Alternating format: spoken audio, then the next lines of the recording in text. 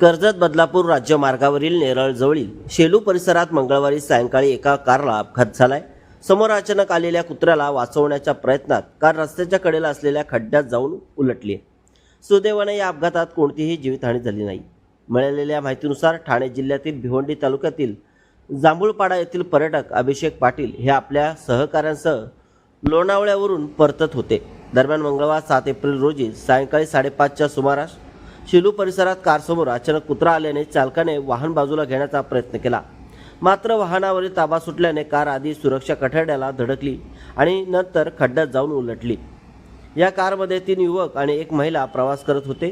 अपघातानंतर स्थानिक नागरिक मदतीसाठी धावले। काही काळ या मार्गावर वाहतूक कोंडी झाली होती। क्रेनच्या साहाय्याने कार बाहेर काढण्याचे काम सुरू आहे।